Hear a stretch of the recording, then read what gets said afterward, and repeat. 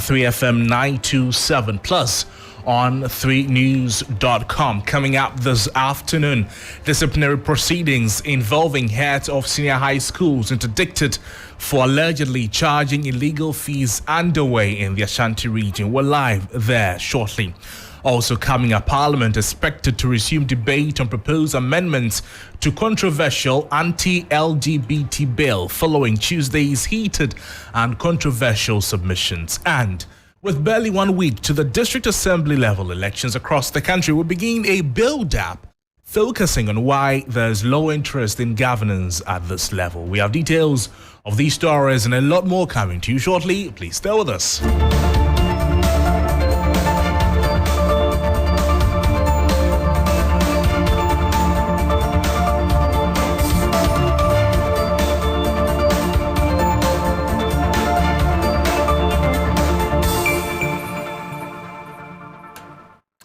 Welcome to the program. Let's begin this afternoon's bulletin from Parliament because the House is expected to resume debate on proposed amendments to the controversial anti-LGBT bill on Tuesday. MPs were in heated debate over the bill, some of which could be considered after controversial submissions. Minister for Communication and Digitalization, Yaslo Usekufu, caged against aspect of the bill that could criminalize the use of sex toys. We'll be taking you to Parliament shortly, and we'll hear from the submissions these members of Parliament have been making since the consideration stage of the anti-gay bill began in the House.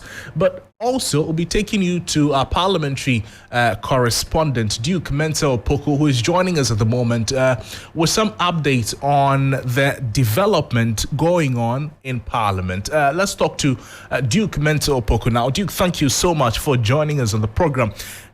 Anticipated to be a busy day in Parliament. How has it been so far?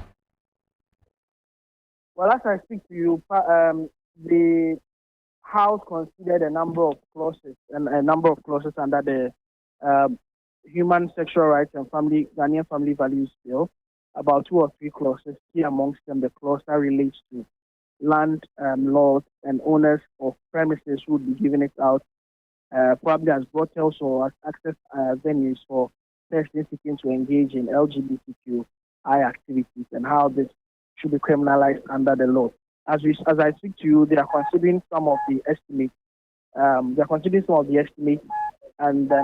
so the House has really been considering estimates and the LGBTQI bill. Right, Duke, thank you. Let's take a listen to what one of the sponsors of the bill, Sam George, has been saying in the explanation of the proposals on the floor of Parliament. Is to be used as a bottle for the purposes of a sexual activity prohibited under this Act, or II, is willfully a party to the continued use of the premises or a part of the premises as a brothel for the purposes of a sexual activity prohibited under this Act. As we move, Vice Honorable Speaker. Well. Honourable members, the proposed amendment to 9 has been read. Is there any counter opinion? Mr. Speaker, it may not necessarily be a counter opinion, but if you look at the further amendments to Clause 9, as proposed by the Honourable Osei Mensah-Opoku, which is an amendment he discussed with me, I believe that if we do an integration of both amendments, it will give us a better rendition, because he dealt with the fact that if you look at the current amendment of the committee, what you have is it mentions in one place premises. In another provision, it doesn't mention premises, it says brothel. So if you read his further amendment, it talks about movable assets, a room or a house. So if we can merge the language of 9, we proceed with it. So you are saying the majority leader discussed it with you? Yes,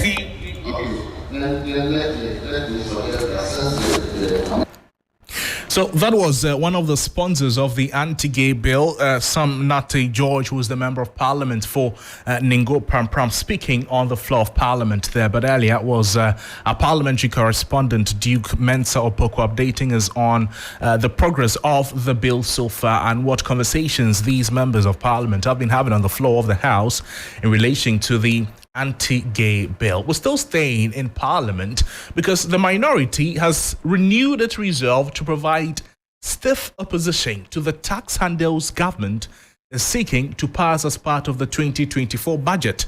The ranking member on the Trade and Industry Committee, Yusuf Suleimana, contends that government cannot be seeking to raise 11 billion cedis in taxes from Ghanaians and be giving away similar amount in tax waivers to alleged cronies as part of the One District, One Factory initiative. Here is the Member of Parliament.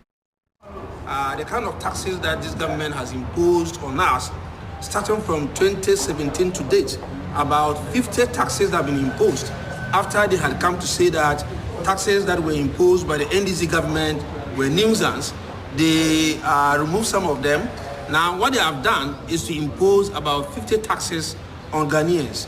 This budget alone, the 2024 budget alone, is imposing taxes to the tune of 11 billion Ghana cedis.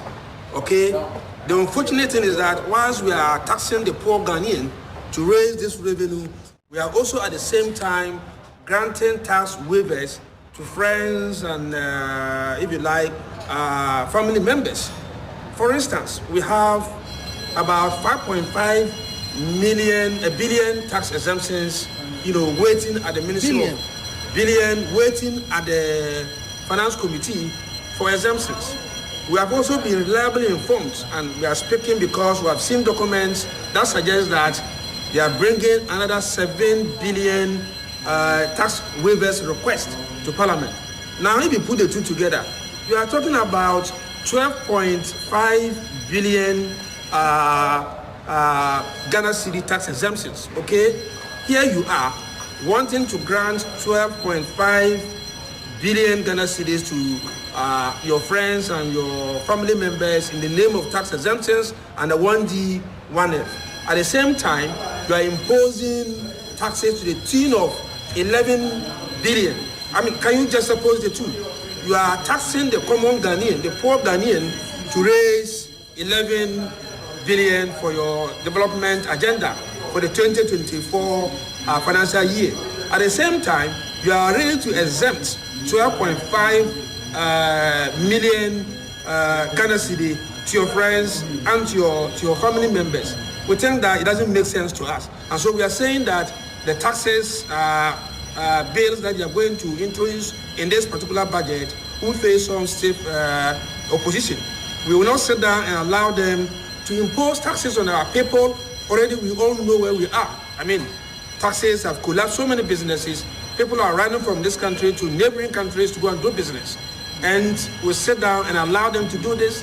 That's something we will not accept as a minority. You heard the voice of the Member of Parliament for Bole, who is the ranking member on the Trade and Industry Committee in Parliament, Yusuf Suleimana, speaking. They're still with us here on 3FM 92.7. In our subsequent bulletins, we'll bring you details on the dealings of Parliament later. But away from that, the Vice President, Dr. Bawumia, has called for an end to the conflict between Mamprosis and Kusasis in Boko, addressing the Boko Naban elders on a visit to the area on Tuesday, December 12, 2023. Dr. Bawumia emphasized the need for a peaceful resolution of the conflict. Now, Boko has been in turmoil for some more than 2 decades following a protracted chieftaincy conflict between two ethnic groups, the Mamprosis and the Kusasis. A number of people have been killed and others injured due to the conflict, with property running into millions of Ghana cedis destroyed. The once vibrant commercial hub is no more. Let's speak with Castro Senyala, who is a local journalist, providing us with some more updates on the story. Castro, good afternoon to you. Thank you so much for your time with us on the program. How is the situation in Boko as we speak? Yes. So Kamam has returned to Boko after the recent reported incident in which a bus was attacked, leading to the death of 2 people. Commercial activities have bounced back as usual, and people are, within the Boko municipality are going about their commercial activities without any challenge. There haven't been any reported incidents in the last 1 week. And so it would be safe to say that Boko is relatively calm. Talk to us about the visit of the Vice President to the Boko Naba, the interactions that were had between these 2 gentlemen, and any promises the Vice President may have made. Yes, so yesterday the Vice President was in the region, and the first port of call was to the Boko Naba at his palace in Boko, where he has been, first of all, informed the Boko Naba of his election as the leader and presidential flag bearer of the New Patriotic Party. He also touched on the need for the people to allow peace to find a place in Boko, because he was of the hope that when he wins to become president of Ghana, he would develop the country. And Boko was one of the places he would bring massive development to. His concern was that if the conflict persists, if he wins or he becomes president, it would be a big problem for him bringing development, the multi-layered development, which he intends to bring to sort of reduce the suffering and bring an end to the suffering of the people. He therefore called on the chief and other stakeholders within the Boko area, and by extension, the House of Chiefs, to help in finding lasting solutions to the protracted conflict. Let's listen to him as he spoke extensively at the palace yesterday. As a son of the North, I am very pained by the conflict we have in Boko between Kusasis and Mamprosis. I believe with every bone in my body that it is possible to have peace and harmony between Kusasis and Mamprosis in Boko, and I will work towards that. We have to work towards it. Our youth need jobs. We need education. We need healthcare. We need roads. We should be fighting for our needs and not fighting each other. These are issues that matter for our people. The Vice President, Dr. Baumia, there calling for an end to the conflict between Mamprosis and Kusasis in Boko. I still have on the phone lines Castro Senyala, a local journalist in the area. Castro, thank you for staying with us. So we've heard from the Vice President, Dr. Baumia. I'm sure this came as some form of good news to the Boko Naba. What was his reaction?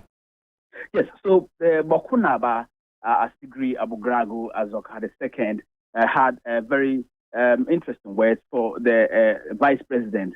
And he, first of all, congratulated him on his election as the leader and flag bearer of the New Patriotic Party. He said he wasn't surprised because looking at the work the Vice President was putting in place and how active he has always been, he knew that he would eventually be elected. He wished him well, but then he taxed the Vice President of ensuring that the protracted conflict between the Kusasis and the Mamprosis is put to rest and a lasting solution is found to it. He said that yes, the president may have goodwill to want to bring development to the area and in fact the entirety of the region, the country. But if the Boko conflict persists, it would be a dent on his image when he becomes the president. And so, as a father, he was tasking the vice president to work towards resolving the conflict so that peace is restored to the once vibrant Boko township. Let's listen to the paramount chief who delivered this message via his spokesperson. As the senior-most noble figure in this government, you may be the last person that people are waiting to hear from on this matter. It is my belief that you have what it takes to bring this conflict to an end, to help save lives and property.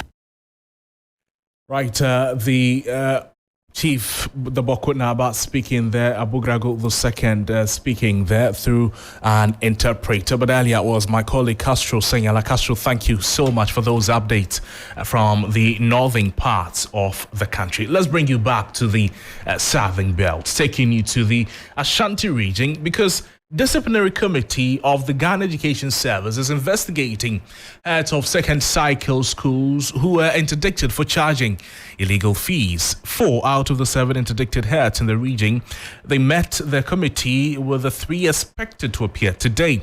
The Ghana Education Service has so far in 2023 suspended 12 heads, including 7 in the Ashanti region, 3 in the Bono region, and 2 others interdicted in less than 2 weeks. The heads were interdicted for charging unapproved fees. Ashanti regional correspondent Ibrahim Abubakar is joining us with details of this development. Ibrahim, thank you so much for joining us on the program. Good afternoon to you. 4 already have met the committee. How did the hearing go? Then you talk to us about the 3 meeting the disciplinary committee today.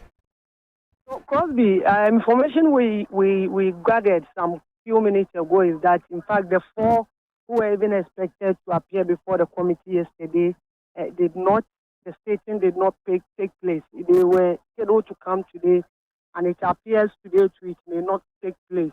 What is happening now is that the Ghana Education Service has asked all the 7 headmasters to go back to their various schools. They have dispatched a team of auditors to go to the various schools and take inventory of whatever is in there. Then afterwards, these headmasters will properly hand over to the regional education director, and then they will start with the committee sitting. So now that is the information available. So for the Ghana Education Service and these affected teachers, head teachers, how are they reacting to this level of no uncertainty, not knowing what lies ahead of them? Well, you see them, you can see that most of them are down-spirited. Fine, the committee sitting will come on, and GS even wants to do it expeditiously, even though they've not been able to give us any time frame. They tell us they want to have time, engage them one-on-one, find out why they have to take certain monies, and also clear some allegations, even though this incident has even bring the spirit of most headmasters down, because when they look at some of the items, they thought that this wasn't anything that should have warranted interdiction of the headmasters. But then that is what it is. And some are mere allegations. So after the investigation, then they will be able to know whether indeed they had to take those monies without any justification, or there were some justification. But in all, the regional judges here have been also interacting with the headmasters, some of the schools, telling them to refrain from taking any monies that are outside the harmonized prospectus. In fact, 2 days ago, they were also not happy with the decision taken by GES, in the sense that GES did not serve these headmasters any letters before bringing out the information. Most of them heard about their interdiction in the traditional media and social media. So on Monday, Charles led all 7 to the regional office of GES just to go and pick their letters. But for now, that is it. Until we are done with the investigations, we wouldn't know. But now, maybe by the close of the week, today or tomorrow, they would have done with the auditing. Then they will properly hand over the administration to the regional education director. Right. Ibrahim, we trust that you bring us updates on that. But stay with us here. Let's take you to another subject, this time on Allied Health Professionals Council, beginning a clampdown on quacks in the health profession to protect the interest of Ghanaians seeking healthcare. Well, this, according to the council, was necessitated by the influx of uncertified persons rendering healthcare services in the country. We understand at the induction ceremony, the acting registrar of Allied Health Professionals Council, Daniel Atanyako, has been speaking with you, Ibrahim. What more has he been saying? Well, they say per their observation, they've realized that there has been an influx of quack allied health professionals in the system, and this is in a way, serving as a hindrance to the country's target of attaining universal health coverage by 2030. Now they have started with the clampdown in Greater Accra.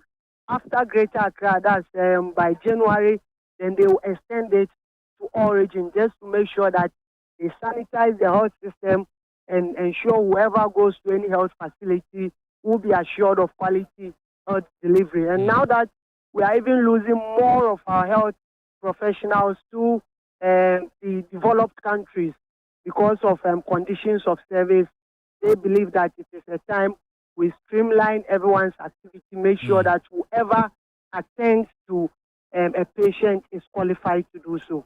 Ibrahim, thank you so much for your time with us. Ibrahim Abubakar spoke with us from the Ashanti region. Let's now do some politics. Where the flag bearer of the NDC, he has resumed his Building Ghana Together tour geared towards soliciting for opinions into crafting his manifesto. With a year to the general elections, John Dramani Mahama is seeking a 4-year final term to be president. My colleague Komla Kluche is with the campaign team of the former president and 2024 flag bearer of the NDC and filed this report. Special prosecutor's office coming under intense criticism in recent past, the latest coming from the Speaker of Parliament describing the OSP's establishment as an exercise in futility. The flag bearer of the NDC has a stern warning to his incoming appointees. The people elected you to serve them, not to lord it over them. And so one of the things we don't want to see in the next NDC government, we don't want to see arrogance. The people are suffering, and so you must be missed.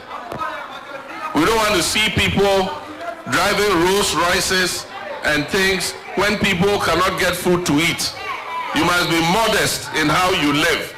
The second phase of his Building Ghana Together tour focuses on the Western, North, Western and Central regions. Well, John Mahama has touted his 24-hour economy transformational agenda, coined from the 40-year document presented to the government in 2017. Captains of industry have hailed the policy directive by urgent caution. In fact, John Mahama has...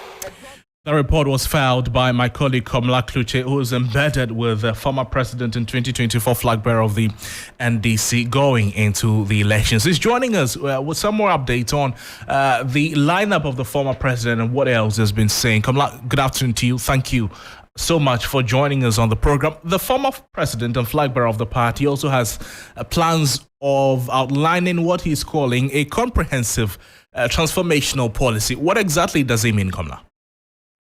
Well, he's been saying that he acknowledges the fact that a lot of people are making sense of the 24-hour economy that he has or he intends to bring on board.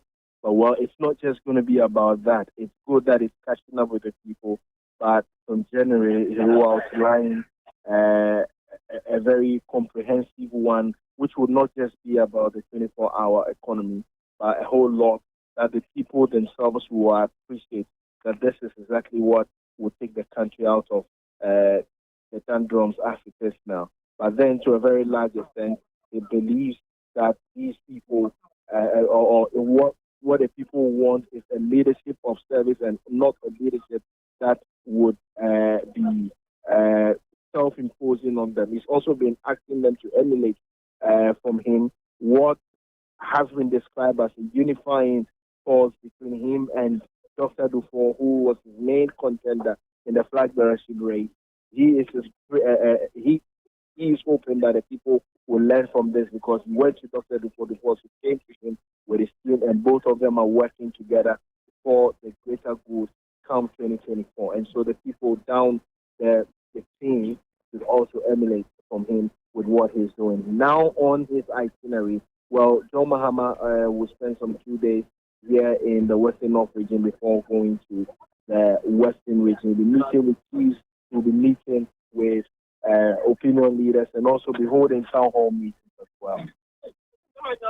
Komla, thank you so much for your time with us on the program. Komla Kluche is with former president and 2024 flag bearer of the NDC, updating us on his journey so far and plans to become president of the country in 2024. Away from that, members of the Nation Builders Corps, NAPCO, they've cast doubt over the sustainability of government's newly launched Business and Employment Assistance Program, BEEP.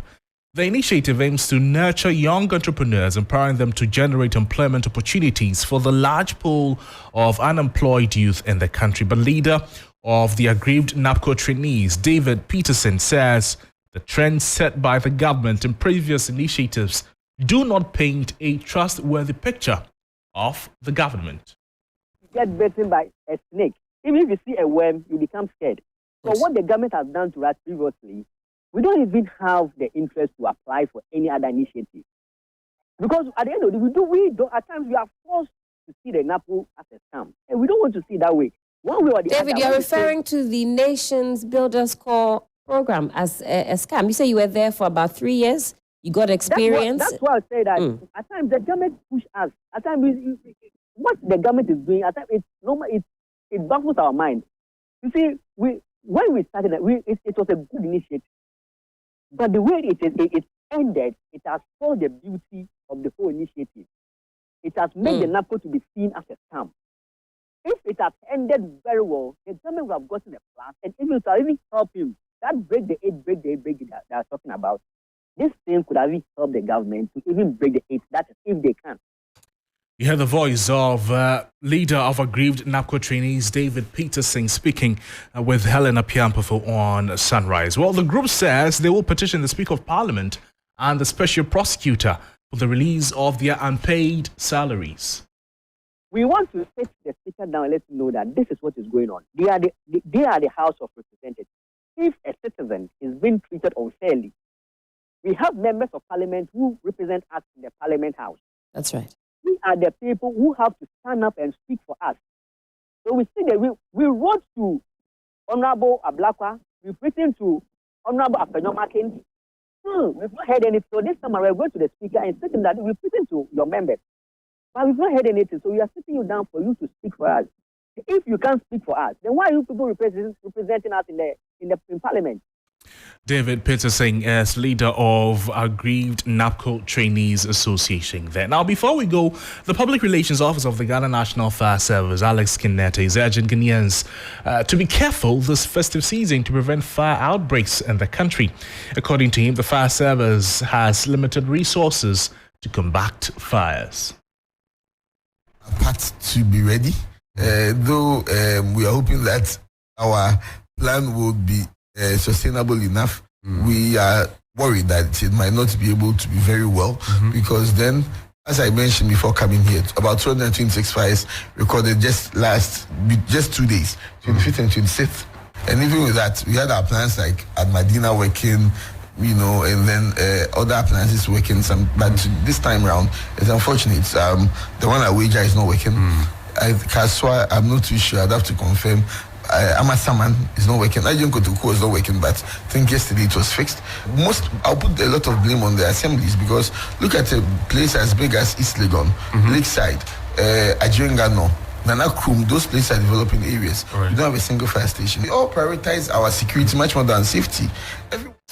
The voice of the Public Relations Office of the Ghana National Fire Service, Alex Kinete, is speaking. They're ending the afternoon news on 3FM 92.7. There's more news on our website, 3news.com. Please log on for more. My name is Noble Crosby Annan. Good afternoon.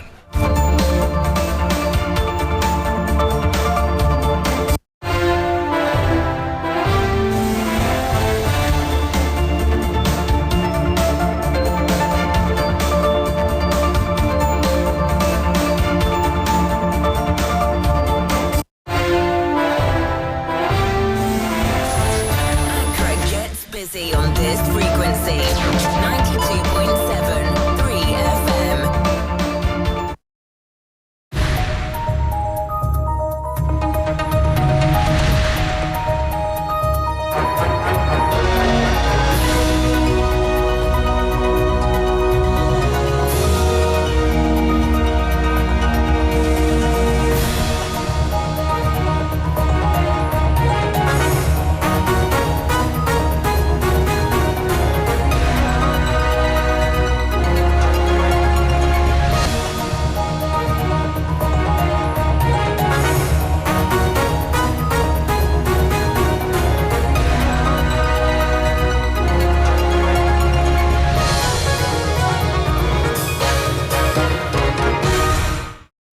Hello, good afternoon and welcome to today's edition of Business Daily. Coming up, Minister of Trade and Industry Katie Hammond vows to resubmit import restriction bill to Parliament for approval, insisting it will boost local productivity.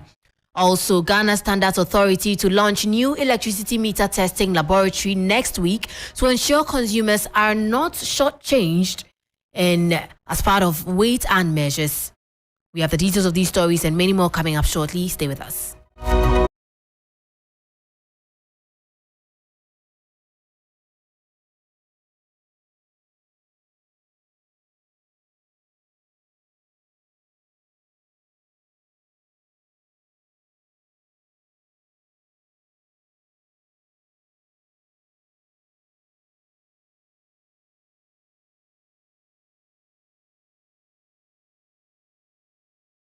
Minister of Trade and Industry Katie Hammond has expressed commitment to ensuring that the legislative instrument for import restriction recently suspended by Parliament is passed.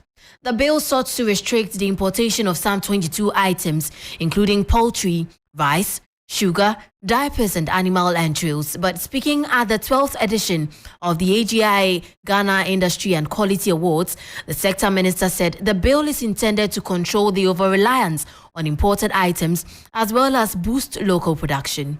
You guys are telling the whole world that Katie Hammond intends to create starvation in the country. I am very much conscious of the fact that we do not have enough production capacity in the country. Our store capacity is not enough. I did not intend to ban. I intended to restrict and in the process encourage local production. I don't think I was doing anything wrong. It would go through Parliament. The economy must be built. We cannot build economy the way we are doing things. The structures will be put in place, all right. We started our 1D, 1F.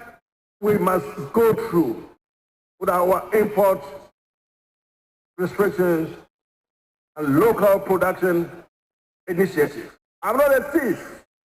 That's not the reason why I put this bill. It's not bad for anybody to benefit. That was the Minister of Trade and Industry, Katie Hammond there. Meanwhile, the Association of Ghana Industries has thrown its weight behind the controversial import restriction bill, saying it is the way to go. Speaking at the AGI Ghana Industry and Quality Awards, Chief Executive Seth Chum Akwabwa, however, urged the sector ministry to adopt a gradual approach to introducing the restrictions to protect livelihoods. There are clear provisions in the WTO arrangement that encourages or allows industries in countries that have infant industry to protect them a little bit. In any case, government didn't say we're going to ban it. It said we're going to restrict imports. What it meant was that they were going to evaluate volumes of products, the listed products, each one of them. Evaluate those that we are producing locally, how much that we are importing, and what the total local consumption is. It's the gap that has to be filled by imports. So that was the idea, that you start with the local production volumes, and then you gradually increase the local production volumes. Once you are doing that, you are reducing the imports. That's a way to jack up industry and create jobs for our people. Somehow, there was a bit of misunderstanding, and I think people had wrong interpretation of how it's going to be implemented and all that. But I think that this is something that I'm sure we'll revisit, because it's very important that as a country, we develop strategies to support local industry. That, for me, is very important. Well, away from that, the Ghana Standards Authority is set to unveil a new electricity meter testing laboratory next week to ensure consumers are not shortchanged under the new Weights and Measures Directive. Professor Alex Jodu said this is the way to go to ensure international best practices on standards. This appointment was published in the Gazette in October. And what that means is that there will be no more Lonka. There will be no more buying from American things which have been modified that we don't know the weights. But I want to assure the trading public and industry that we shall enforce weights and measures from the top to the bottom. Whether it's the electricity you buy, and the GSA next week is actually inaugurating its first ever electricity meter testing laboratory, so that every single electricity meter in the Republic of Ghana will be tested to ensure that the electricity you buy or you're supposed to actually the electricity you actually pay for. We also ensure that the petrol stations or all other utilities and services give you the measure you get. Because the Bible says that the good Lord hates double standards. In fact, the Bible says that you cannot buy with one measure and sell with the other. It must be equitable, it must be fair, it must be just, and the law supports it. You heard the voice of Professor Alex Dodu, who is advocating that the new electricity meter testing laboratory that is going to be unveiled next week is the way to go to ensure best practices internationally. Also, lead researcher at GCB Capital, Courage Buti, is anticipating the policy rate to trade downwards below the 30% trends next year following the anticipated decrease in inflation. He spoke to 3 Business and here's what he had to say. I see monetary policy most likely pivoting by March, by which time inflation would have softened enough, maybe to around just near the 20% levels. And there will be enough justification to reduce the policy rate from the 30% level it is now to something lower, but at a cautious pace, just so we do not rattle inflation again. That was the voice of Courage Buti of GCB Capital. That brings us to the end of Business Daily on 3FM 92.7. My name is Menu Afo. Kindly log on to our website, 3news.com, for more business stories. Do stay tuned. Urban Blend continues.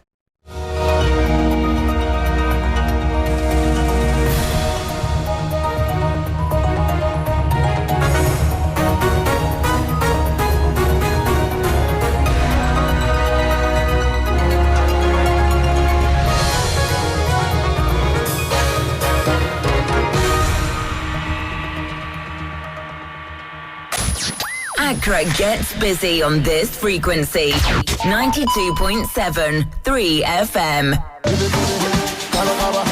Get ready for the most exciting